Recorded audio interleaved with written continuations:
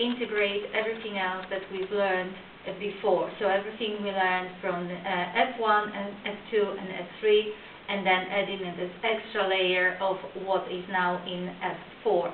So we are looking at the construction of a speech. There needs to be clear beginning, and middle, and the end. They need to be. We need to be convinced that what speakers are talking about, that he means.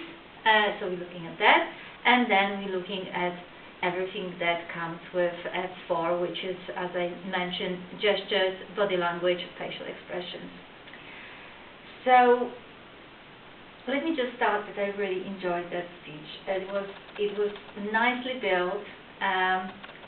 There were plenty of gestures, and I will go in details in what I really liked and what I paid attention to, and what I marked as tick, as the things that we really liked. I think it's pass. I think it's a clear pass, unless we don't do passes in F5. We still do it. We still do passes. We still do passes. So I could still fail him. So you can go on and use F5. Okay. But in this case, you go on with it. It really was a good speech. So it was a pleasure to listen to. I always enjoy David's speeches because he speaks in a nice pace, in a calm way, not in a boring way, but it's a nice way that doesn't make us jump, but it keeps us interested and it keeps us engaged. So from the very beginning, from the title was engaging and quite intriguing, so we listened to what it was about.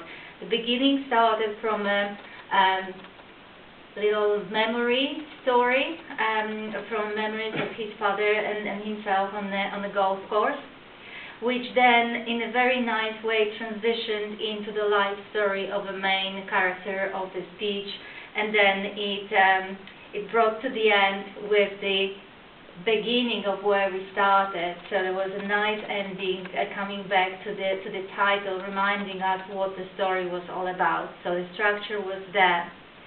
There was definitely conviction. We definitely believed that what you were talking about was coming from the heart, and you meant it. And the gestures, we had plethora of gestures. There were facial expressions. There were gasping for looking at something that was surprising. Obviously, there was a lot of demonstration of playing golf, and what I really enjoy is that sort of freedom of walking around the stage, and it's just that nice sort of flow through the speech. And I always admire speakers who have enough confidence to own the stage and to just own, and then to just walk and talk to the audience and actually feel comfortable in here and be able to move from one place to another and not lose the pace and what they're talking about. So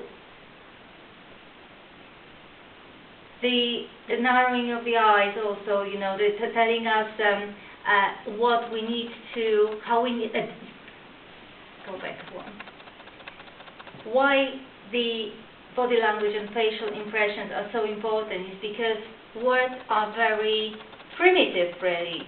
Every word can have a different meaning for a different person. So adding gestures and facial expressions and then modulation of the voice is helping the audience and the listeners to actually understand better what the speaker is trying to tell us. And we definitely had that. From learning points, I would suggest that if we use prompts, then I would suggest a nice fresh handkerchief. Where was the handkerchief? I'll get your point. But it was good. It was good. It was additional layer of gestures and even third-party objects that you waved at us. I would suggest is a fresh one. And avoiding hands in the pockets, I think, but it's so easy to get carried away where we actually in the flow of a speech we suddenly forget what we're doing with hands in pockets. Are they the something obvious where we can just rest our hands, because there's always question of where these hands should go. Should they go here? Should go here? Should go here? And you're never comfortable. Whatever you do, you're never comfortable. So to find that position that you actually just stand there in the comfort of your own body, and you speak to the audience and use the gestures in a way that we can understand the speech better, that is an art. But that's the only one moment when David tried to be more sort of casual, hands in the pocket. So these are all my points. I really enjoyed the speech, and you can move on to S5. So next time, yes, S5. Thank you.